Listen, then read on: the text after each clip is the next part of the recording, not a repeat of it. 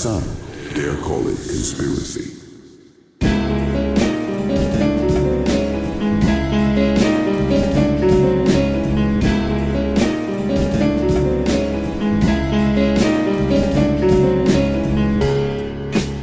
Welcome to Chemtrails on Trial, an 8-part series produced by Some Dare Call It Conspiracy. If you would like access to the entire series right now, join us on patreon.com/Some Dare Call It Conspiracy. The following episode deals with the conspiracy theory. This is episode 5.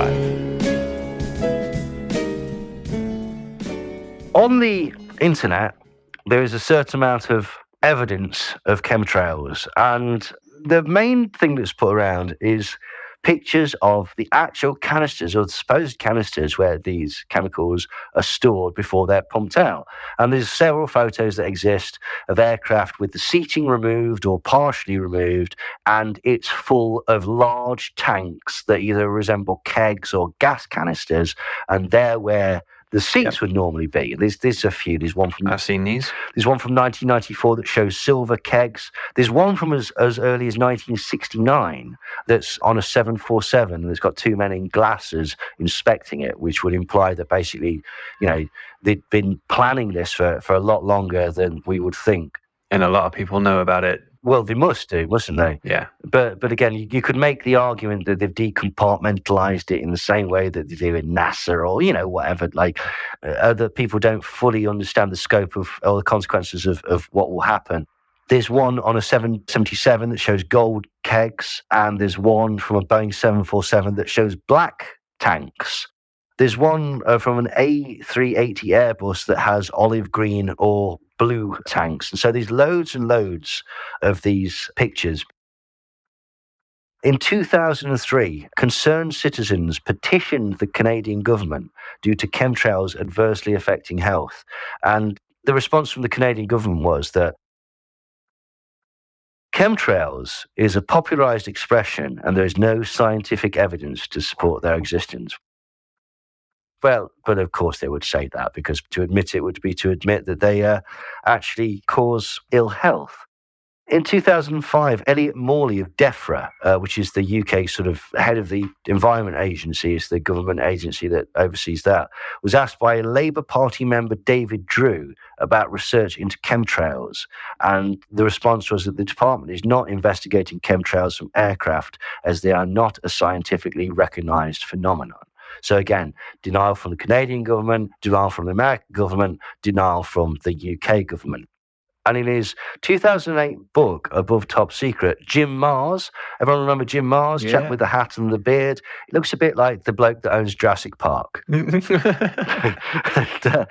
Well, I don't think he did. Richard Attenborough. That's him, yeah. In his 2008 book, Above Top Secret, he cites a 2007 Louisiana TV news show for KSLA, where reporter Jeff Ferrell tested water beneath chemtrails and found high levels of barium, which was 6.8 parts per million, which is 3 times the safe level. So there's some photographic evidence, there's denial from governments, and there's evidence in soil and water of barium and of aluminium. Germany, on RTL News in December 2007, according to the theory, admitted to the spraying of chemtrails. And this is a video that's out there. It's in German, but it's luckily subtitled. And it basically usually comes under, the subtitles say, meteorological radar registers the presence of a cloud, but it is not clear how this happened. The answer seems to be that this was the result of a military experiment. But what are these mysterious trails? The military planes of the German Federal Army are manipulating our climate. This is what weather researchers are presuming, and their suspicions are now confirmed.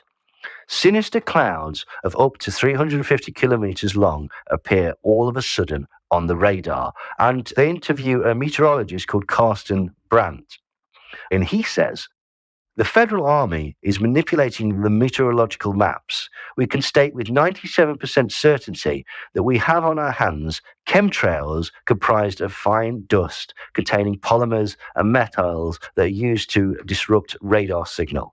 This is the main purpose, but I was surprised that this artificial cloud was so widespread. And it also says that the registers report emissions of chemtrails at low altitudes. So that seems to be a pretty much of a smoking gun. So whereby, UK government, we don't know anything about it. Canadian government, these don't even exist. German government apparently admitted to it to RTL. And it was shown on a news broadcast, or at least that's what the translation shows. There's also a degree of video evidence, like, for example, there's pilots admitting to it. There's a video from 2010 that shows a KC-10 with several trails coming off it, and it's being followed by a passenger jet. And the pilot of the passenger jet starts filming it and says, you can see them spraying the chemtrails. Again, this is a genuine video. These are genuine pilots, and they genuinely say, following this KC-10, and we know from William Thomas's stuff, the KC-10s are the military refueling jets. You see them spraying the chemtrails. There's a 2014 video that shows a landing plane that has forgotten to turn the chemtrails off. It's spraying huge amounts of stuff as it comes into land. Also in the same year, there's a chap called Chris Bovey, and he's got a very powerful video of a plane landing in Sao Paulo, and they forgot to turn the chemtrails off, so they're pumping out these chemtrails whilst on the ground. That particular one's been viewed more than 3 million times. There's another one in Japan, an accidental chemtrail release in Japan that shows, again, same thing. They've forgotten to turn the chemtrails off, and this is very concerning. There's something called Operation Indigo Skyfold, which is apparently, this was a document that was released on the internet, and it's apparently a secret chemtrails pilot in December 2014, and he talks, or he whistleblows about chemtrails, and he's been told as a chemtrail pilot that this is actually a security program to prevent foreign weaponry, advanced exotic foreign weaponry. And it's almost like a sort of shield that is protecting the USA. But he actually believes that it's a genocide program. And the earliest chemtrails footage that I can see is from 1923. And what it shows, there's a warship in the water, and this plane turns up next to it, and it drops a trail next to it of chemicals, and it seems to it's very, very low, and it seems to fall towards the sea and creates a wall of white smoke which seemingly envelops this warship. Whether they were using this as a sort of experiment to see if they could poison people on the ship like that, the video itself doesn't make it absolutely clear, but as we can see, there's video evidence. There's also people who've got really decent credentials that actually believe in chemtrails. The person mostly associated with this is Dr. Rosalie Bertel. She's also known as the anti-nuclear nun. Now, that doesn't mean that she's like a superhero or anything. She's just opposed to nuclear power, and she's also a nun.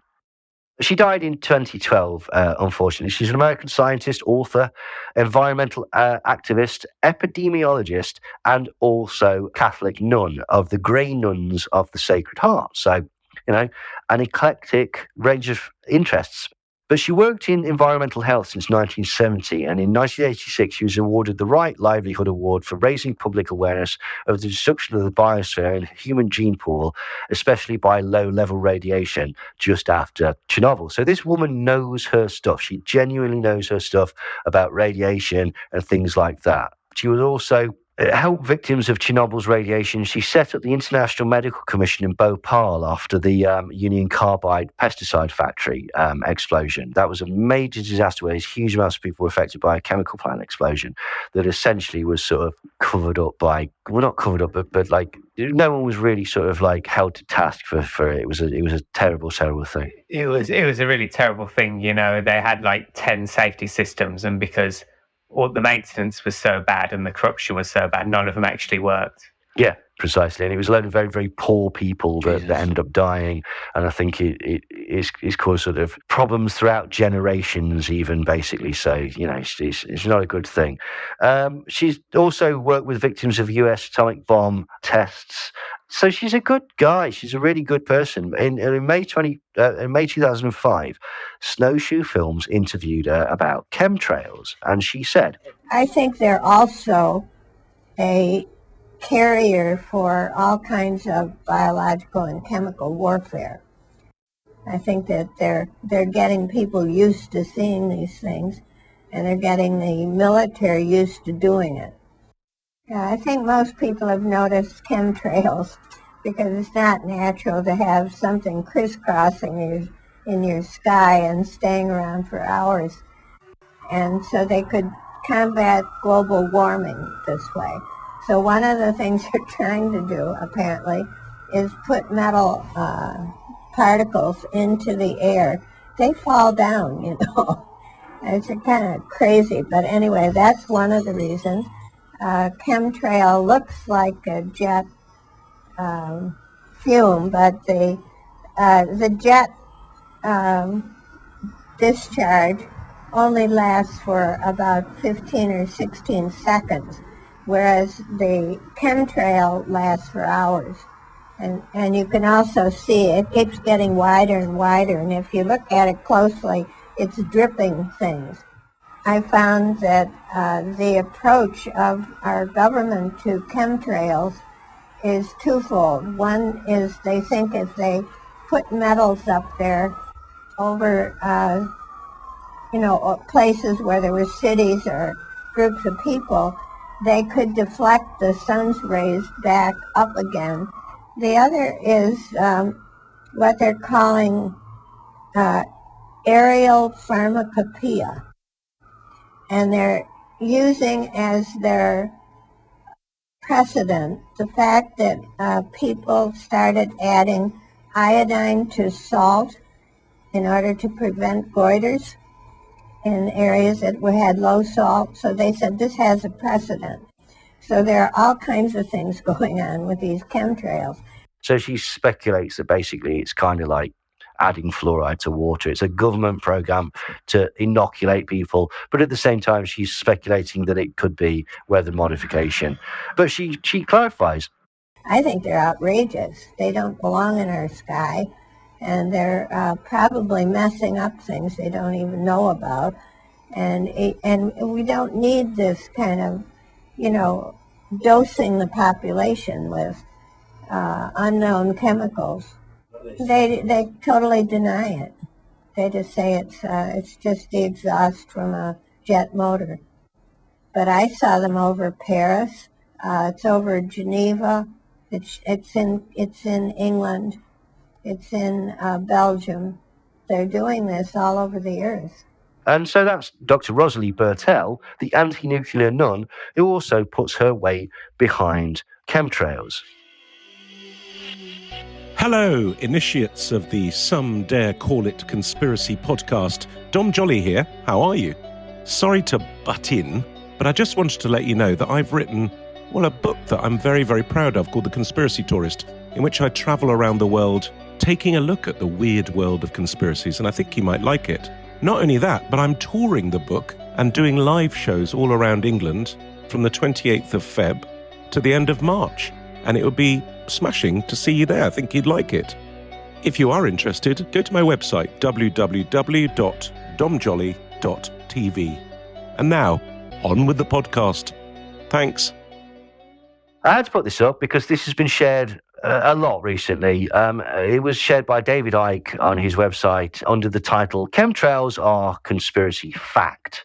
And this is an interview or a presentation by former US Air Force industrial hygienist Kristen Mectin. And this was conducted in January of 2014. Now, the place that she's putting this talk on, it is a talk that's put on by the Oath Keepers. You know, those wacky far-right guys that have just been sent to prison for sedition. Elmer Rhodes and Kelly Meggs. Are you kidding me? No, seriously, it was put on by the Oath Keepers and partly by a lady called Gigi Bowman, who was running for state senate, and she's a quite hardcore libertarian, apparently. So, yeah, I mean, that's a little bit of a red flag with a sort of black circle and a white bit of black swastika. Brilliant. But anyway, let's not get bogged down with fascism. Like she says, as it was presented to you, I'm here to speak to you about geoengineering. First thing I want to ask you is, who doesn't believe it exists? Anybody here on the fence? Okay. Well, hopefully when you leave here today, you don't just believe it. You share the information that I'm going to share with you, and you get more people on board to stop this unethical crime. The first thing people ask me about geoengineering is, who are these people? Who are the people that are, kind of pushing the button to get this thing going? One of them, his name is David Keith. And I don't know if you remember, but David Keith is the geoengineering fellow that was mentioned heavily in Why Twats. And he's the guy that basically is involved in geoengineering. And she claims that his book, Geoengineering, exposes these things to the truth movement, but they present it as a case for climate engineering. So she starts the video of David Keith talking about using sulfuric acid to reduce global warming by reflecting sunlight. It's a similar technique to the alumina one, but it involves sulfuric acid, which I have to admit, on the surface, like that does sound a bit dangerous. For a start, what if we burn a hole through the firmament? All the water will fall out. So these are things that people just haven't considered. Anyway, her job with the US Air Force was to do chemical compliance and to be an industrial hygienist. Basically, she's checking what chemicals are ordered and making sure that they're handled correctly and that there's a justification for their use. Because sometimes people will get chemicals and not know that they're really dangerous and use them in ways that aren't. So there's a fairly standard kind of job in chemical compliance for the Air Force. But sometimes as well, chemicals that you get are banned. So you're not really allowed to use them. So this is her job. He's basically just checking to see that the stuff that they're getting isn't going to get them into illegal hot water or harm any of the people working with it. And she said, to be honest, I hadn't actually heard of chemtrails, but it's all right because she went online and did her own research. She doesn't say that, but she does say that she went online. Anyway. To summarize it, in an attempt to debunk this conspiracy theory as I thought it was, I didn't debunk it. It literally changed my life. One day I was going through that computer system, which if you want to look it up, it's called an Air Force Form 3952. It is the approval of hazardous materials. I was finding tons and tons of large quantities of aluminum, barium, strontium in the forms of oxides and sulfates. And she says that because she'd been looking into chemtrails and because she'd seen that these were the chemicals that were found in the soil samples and the air samples and the water samples, that she banned these chemicals from being purchased by the US Air Force. At this point, she also claims that she's an officer and that she's well decorated. And she implies that she really should know what she's talking about. And she also claims to have used an air sampler and a soil sampler once she sort of knew about chemtrails, and she'd found high levels of these contaminants. She then compares herself to Edward Snowden, which is always your standard humble brag. Anyway, I've had pilots come forward. I've had people come forward that actually load the canisters on the planes. And so this is it, basically. She worked for the Air Force. She noticed they were buying all these chemicals. She did her own tests and apparently found lots of these in various places. And she advises very, very strongly against taking information from one particular source. And this is somebody that we know. She says, so one thing I want to tell you is what you can do about it. The biggest hurdle that we have is disinformation sites. I never say them, but I'm going to today. It's Metabunk and Contrail Science. Those are two websites that are ran by a government shill named Mick West. Wow. Don't go to the fact checkers. Don't go to the people who know what they're kind of talking about. Now, we know Mick.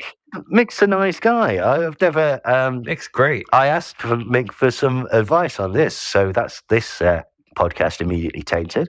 We've been influenced by the government, haven't we?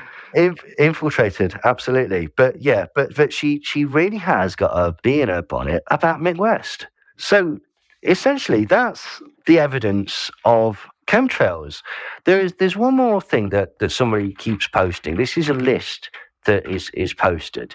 These are previous programs, apparently, that prove chemtrails. Okay. For example, one was called Operation Large Area Cover. There was another one that was called Operation Popeye, Project Storm Fury, Project Cirrus, Operation Hailstone, Operation Silver Fox, Operation Ranch Hand, and Operation Red Hat. And all of these are seen as evidence that chemtrails exist. They are previous programs that are cited as proof that chemtrails are real. I think the guy who named them deserves a raise, personally. Absolutely, they're all things. But these are, and again, these are all real. These are all real Air Force programs, and that would tie in with what Kirsten said, and she would know because she was an officer in the Air Force. You're someone who's researched a lot of these operations and projects and all that stuff. Why do they always have such stupid names? Is there a reason for it? Well, I don't know, really, to be quite honest. I think they just have to sort of make them up. I don't know whether they're random generated or what. I don't know, if I'm really honest. I thought it'd be funny if there was an actual answer for that. So yeah, what do you think then so far, Ivor, with all the evidence laid out? To be fair, I mean, it's looking a lot more substantial in a lot of ways than other sort of theories like the Lizard Illuminati or other ones you've covered. Yeah. There's, quite a few real government documents being presented here. Yeah, it's looking more substantial. Well, yeah, I mean, it certainly does. And, as far as we can see as well with this particular one, nobody's got like an axe to grind, so to speak. These people seem genuinely concerned. There doesn't seem to be a grift or a con or even, just a contrarian position. They've seen something that they think is strange. They've looked for documents that would support what they believe it is. They've done experiments that show the potential detrimental effects of said programs. And they've formulated a case. I think so far from what you've been saying to me, it seems like the beginnings, like the 90s, like up until say about 2010 with YTWATs, the people involved become increasingly less believable to me. If we go back to that very beginning bit, it feels like there's something kind of real going on. Yeah. But the further we get, it seems to be like people jumping on it who have other... The motivation isn't clear. So quite a lot of people would see it as you said right at the beginning, it's there to sort of bolster the concept of global warming. And that would be tied into, say, Agenda 2030 or the World Economic Forum or, making us eat books, because their theory is that global warming doesn't exist, that it's a hoax or whatever. And so in their search for an explanation for chemtrails, basically, that's the problem, is because it becomes the further away you move from the documentation. Mm-hmm. Yeah. At least with the sort of geoengineering thing, that these are real documents, these are real proposed ideas, and with YTWATs and various other things, there appear to be actual sort of solid evidence, some sort of tangible thing that actually sort of ties it all together and at least presents a case. And particularly if you're coming from the perspective that we don't trust the government, then this is one of those things where, I could see why people would be willing to believe this. There's a lot of aerial phenomenon. There's definitely something happening. And there's documents that might explain it. And the only sort of denial comes from people that fundamentally we don't believe. Mm. Well, let's pick it apart next week then. Absolutely.